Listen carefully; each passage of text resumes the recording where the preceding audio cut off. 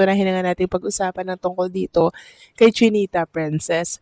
So nanood nga po ako kanina ng It's Showtime and nakita nga natin na present po si Chinita Princess.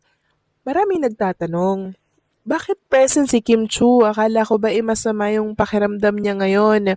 Bakit andyan pa rin yan sa It's Showtime? Bakit pumasok pa rin siya? Sa pagkakaalam ko, mga kakimpaw, ay advanced recorded na po itong mga napapanood po ninyo sa It's Showtime.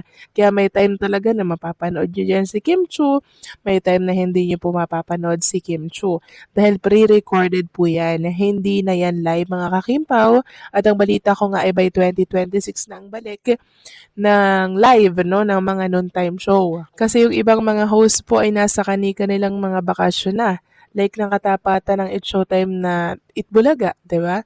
So naka-pre-recorded na po sila at yung ibang mga host nasa iba't ibang panig na po ng mundo. May nasa Japan, may nasa Korea, at kung nasaan-saan pa mga kakimpaw. So yun po ang rason kung bakit nakita at nakasama natin si Chinita Princess kahit na meron siyang sakit dahil pre-recorded ang naturang noontime show. Samantalang next topic naman tayo, pag-usapan natin mga kakimpaw ang tungkol nga dito sa dahilan kung bakit tila baga naharang itong mga plano po ni Kim and syempre ni Paolo Avellino. So ganito po kasi yan mga kakimpaw. Di ba nagkaroon pa ng question and answer sa live ng Kimpaw sa Discord kagabi.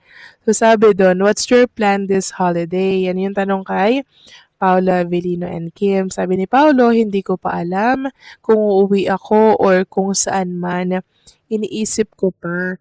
Ikaw, Kimi. Tapos sabi naman ni Kim, iniisip ko pa kasi masama yung pakiramdam ko. Then sabi naman ni Paolo, pahinga ka. So tinuturing po ng mga Kimpaw fans na isa ito sa humarang sa mga plano po ni Kim and Paolo Avellino this holiday kasi hindi po yan maisa sa katuparan ng Kimpaw hanggat masama po ang pakiramdam ni Chinita Princess like magta-travel sila sa malayong lugar like sa ibang bansa mga kakimpaw tapos ang sama ng pakiramdam ni Kim Chu naku hindi po nila may enjoy yung vacation nila mga kakimpaw kaya kailangan po talaga magpagaling muna at mag-rest ng mabuti si Chinita Princess bago po matuloy ang kanilang mga plano. And syempre samahan na din po natin ng prayers mga kakimpaw itong si Kim and Paolo. Lalo na si Kim na sana po gumaling siya agad nang sa ganun ay maisakatuparan na po agad yung mga plano po nila ni Paolo Avellino kasi hindi po sila makakaalis talaga hanggat may sakit po si Kim Chu. Ganun din syempre si Paolo Avellino. Tingin nyo iiwan ni Paolo Avellino si Kim Chu? No, mga kakim po kasi alam naman natin na love po ni Paolo si Chinita Princess. Nakita natin kung gaano po siya kaalaga at ka-concern, ka-caring kay Chinita Princess. Kaya naman wag kayong mag-alala kay Kim Chu dahil meron pong nag-aalaga dyan, walang iba kundi po si Paolo Avellino. Kung totoo man ang balitang masama ang pakiramdam ni Kim Chu at Paolo Avellino, kaya kinansela ang lahat ng kanilang plano, natural lang na maraming fans ang makaramdam ng lungkot at pag-aalala. Pero sa mas malalim na pagtingin, mas mahalaga pa rin ang kalusugan nila kaysa anumang schedule o public appearance. Una sa lahat, malinaw na pareho silang hardworking at bihirang magpahinga. Kaya kapag umabot na sa puntong kailangang kanselahin ang mga plano, ibig sabihin nito ay seryoso ang kondisyon at kailangan talagang magpahinga. Hindi biro ang pagod na dulot ng sunod-sunod na tapping, promos, events at pressure mula sa publiko, lalo na't nasa rurok ng kasikatan ang tambalan nila dahil sa The Alibi. Pangalawa, kapansin-pansin din na pareho silang nagkasabay na nagkasakit, kaya mas lalong nag-alala ang fans. Para sa marami, hindi lang ito simpleng balita. May halong emosyon dahil nasanay ang fans na laging present sina Kim at Paolo. Pero dito rin makikita ang tunay na malasakit ng fandom. Dahil sa halip na magreklamo, mas nangingibabaw ang dasal at suporta para sa mabilis nilang paggaling. Pangatlo, may mga fans na nadismaya dahil may mga inaabangang ganap, events, sightings o updates. Pero mahalagang tandaan na hindi utang ng artista ang kanilang oras kapag kalusugan na ang nakataya. Ang pagkansela ng plano ay hindi pagtalikod sa fans, kundi pag-aalaga sa sarili para makabalik silang mas maayos at mas handa. Sa huli, ang sitwasyong ito ay palanatao rin sina Kim at Paolo, napapagod, nagkakasakit at kailangan ng pahinga. Kung tunay ang suporta ng fans, ito ang tamang panahon para ipakita iyon sa pamamagitan ng pag-unawa, paghihintay at pagbibigay ng positibong enerhiya. Darating din ang tamang oras na babalik sila at tiyak na mas magiging makabuluhan ang pagbabalik dahil alam nilang sinamahan sila ng fans kahit sa panahon ng pahinga. Ang mahalaga na ngayon, gumaling sila at unahin ang sarili. Nandiyan lang ang fans, hindi nawawala, naghihintay at patuloy na sumusuporta. Para sa akin, makatuwiran at dapat igalang ang balitang ito. Kung talagang masama ang pakiramdam ni Kim Chiu at Paulo Avellino kaya kinansela ang lahat ng plano, malinaw na kalusugan ang mas piniling unahin at tama lang iyon. Sa industriya ng showbiz, bihira ang pagkakataong huminto ang mga artista dahil lang sa pagod o karamdaman. Kaya kapag may mga planong kinansela, ibig sabihin seryoso ang sitwasyon at hindi basta-basta. Ipinapakita rin nito na responsable sila sa sarili nila at hindi nila pinipilit magtrabaho kung alam nilang hindi na kaya ng katawan. Natural na may lungkot at pagkadismaya sa parte ng fans, lalo na't marami ang umaasa at sabik sa mga susunod na ganap. Pero mas nangingibabaw dito ang pag-aalala at malasakit. Sa halip na reklamo, mas nararapat ang pangunawa, dasal at suporta. Dahil kapag gumaling sila, mas magiging maayos at mas matibay ang kanilang pagbabalik. Sa kabuuan, ang balitang ito ay paalala na hindi lang sila artista kundi tao rin. Ang pahinga ay hindi kahinaan, kundi isang paraan para mapagpatuloy ng mas maayos. Kung tunay ang suporta ng fans, ito ang panahong ipakita iyon sa tahimik na paghihintay at walang kondisyong pag-unawa. Narito ang mahabang reaksyon tungkol sa balitang kinansela ang lahat ng plano ni Kim Chiu at Paulo Avellino dahil masama ang kanilang pakiramdam. Sa unang dinig, talagang nakakagulat at nakakaalala ang balitang ito, lalo na para sa mga fans na sanay na laging updated at excited sa bawat galaw ni Kim at Paulo. Sa dami ng inaabangang ganap, mga event, posibleng appearances at updates, natural lang na may halong lungkot at panghihinayang. Pero kung titignan ng mas malalim, ang balitang ito ay hindi dapat ikadismaya kundi ikaintindi. Una sa lahat, kalusugan ang pundasyon ng lahat.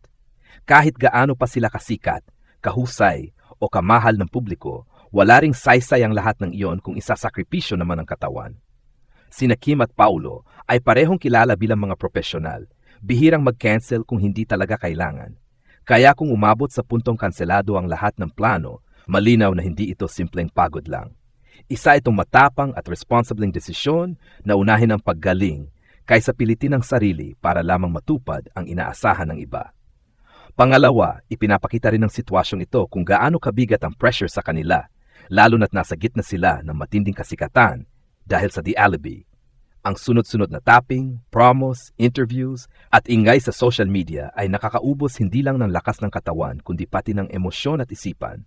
Minsan, kahit gaano kakatatag, may hangganan din ang katawan ng tao. At sa puntong ito, malinaw na kailangan muna nilang huminto. Pangatlo, kapansin-pansin ang reaksyon ng mga fans. May lungkot, may panghihinayang, pero mas nangingibabaw ang pag-aalala at malasakit. Ibig sabihin, hindi lang sila sinusuportahan bilang artista, kundi bilang tao. Hindi madali para sa fans ang maghintay, lalo na sa panahong sanay na sa instant updates. Pero ang tunay na suporta ay nasusukat kapag handa kang umunawa kahit walang kapalit na saya sa ngayon. May ilan mang mag-isip o mag-speculate ng kung ano-ano, mahalagang paalalahanan ng lahat na hindi lahat kailangang bigyan ng intriga. Minsan, ang totoo ay simple lang. May sakit, kailangan magpahinga, at walang masama roon. Ang pahinga ay hindi pag-iwas sa responsibilidad, kundi bahagi ng pagiging responsable. Sa huli, ang balitang ito ay isang paalala sa lahat, fans man o hindi, na ang kalusugan ay hindi dapat isinasantabi kahit gaano pa kalaki ang hinihingi ng mundo. Darating ang tamang panahon para sa pagbabalik ni Kim at Paulo. At kapag nangyari iyon, mas magiging makabuluhan dahil alam nilang sa panahon ng kanilang pahinga, nariyan ang mga taong handang maghintay, umunawa at sumuporta ng walang kondisyon. Sa ngayon, ang pinakamahalaga ay ang kanilang paggaling. Ang lahat ng plano ay pwedeng ipagpaliban, pero ang kalusugan kailanman ay hindi. May ilang mahahalagang bagay pa na pwedeng idag sa balitang ito na mas nagbibigay ng konteksto at lalim. Una, mahalagang banggitin na ang pagkansela ng mga plano ay hindi nangangahulugang tuluyang tigil o may mas malalim na problemang dapat ikabahala. Sa maraming pagkakaon sa showbiz, ito ay temporary measure lamang para maiwasan ang mas malalang kondisyon. Mas mabuti na ang maagap na pahinga kaysa mauwi sa mas mahabang pagkawala kung lalala ang karamdaman. Pangalawa, makita rin dito ang pagiging maingat ng kanilang management at network. Ang desisyong kanselahin ang mga plano ay hindi basta-basta. Pinag-isipan ito para maprotektahan hindi lang ang kalusugan ni Kim at Paulo, kundi pati ang kalidad ng kanilang trabaho sa hinaharap. Ibig sabihin, iningatan sila bilang artista at bilang tao, hindi lang bilang assets ng industriya. Pangatlo, ang sitwasyong ito ay nagbigay rin ng pagkataon sa fandom na ipakita ang mas mature at responsibleng suporta. Sa halip na mag-demand ng updates o magpapakalat ng haka-haka, maraming fans ang mas piniling magpadala ng mensahe ng pag-aalaga at pagdarasal. Ito ang klase ng suporta na mas tumatatak at mas nakakatulong sa isang artista. Pang-apat, pwede rin itong magsilbing paalala sa publiko tungkol sa kahalagahan ng pahinga at mental health. Dahil kilala sina Kim at Paulo bilang masisipag at laging on the go, ang nangyaring ito ay parang tahimik na mensahe na okay lang huminto kapag kinakailangan. Hindi kahinaan ang magpahinga, ito ay bahagi ng pangangalaga sa sarili. At panghuli kapag dumating ang panahon na makabalik sila, malamang na mas magiging espesyal ang kanilang pagbabalik. Ang pansamantalang katahimikan ay kadalasang nagpapalakas ng anticipation at appreciation mula sa fans. Mas magiging makahulugan ang bawat proyekto, bawat appearance, at bawat update dahil alam ng lahat na dumaan muna sila sa pahinga at paggaling. Sa kabuuan, ang balitang ito ay hindi lang tungkol sa pagkansela ng plano.